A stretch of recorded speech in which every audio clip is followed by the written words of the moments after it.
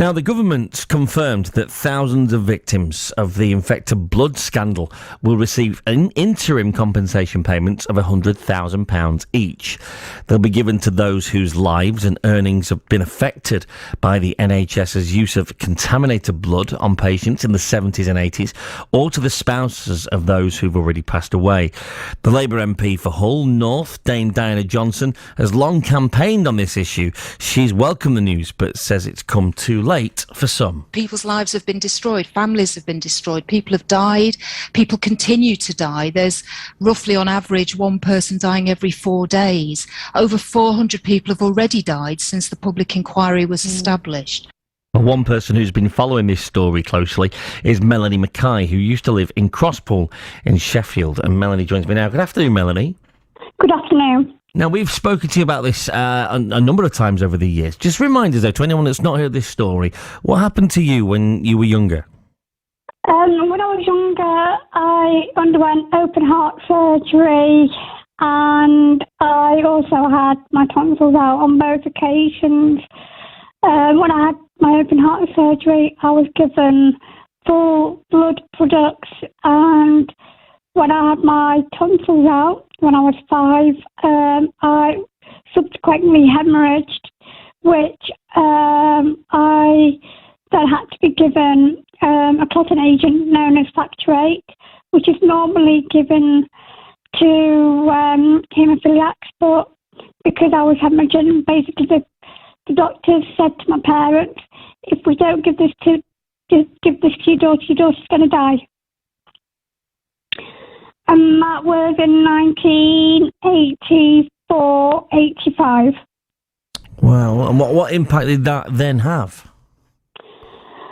We didn't know anything at the time, or my parents certainly didn't know anything at the time, what was wrong with me. It wasn't until we actually moved to Sheffield from when I had the surgeries down in London. And subsequently, Mum found a consultant that would consider doing a HIV test on me, because there was some query whether I had any bleeding tendencies. And my parents' worst fears came back that their daughter was HIV positive, and that was just before Christmas in 87.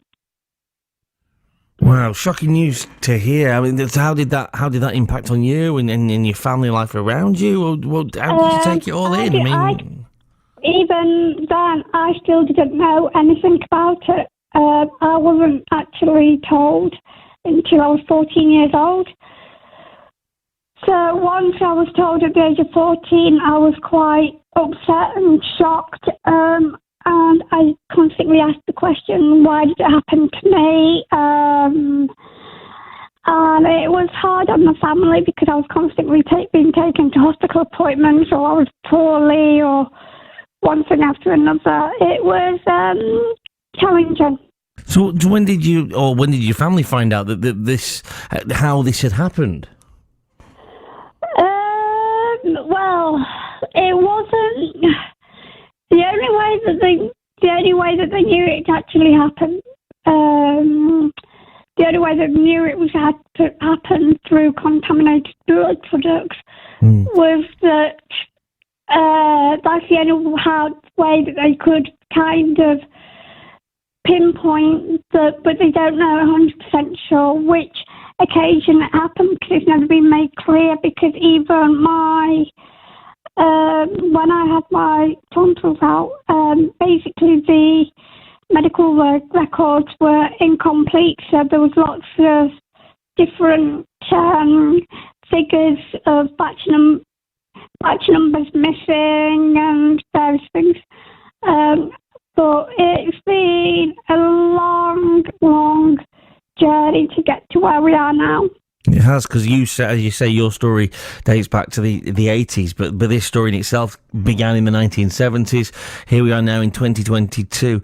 How do you feel today when you hear the government's announcement today? It's a step forward. It is good in some sense, but it there's people out there that haven't been included, which sadly they should also have been included. People that have lost their children, people that have lost their parents, they haven't been included in this interim payment compensation, which is sad, but hopefully next year when there's a full inquiry report, that things will change and hopefully there will be recognition for those victims. That's what you want to see as the next step. This campaign doesn't end here, it continues.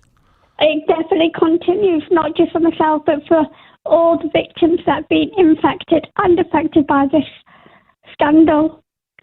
Melanie, appreciate your time this afternoon. Thank you for talking to us and sharing your story with us once again. Great to talk to you.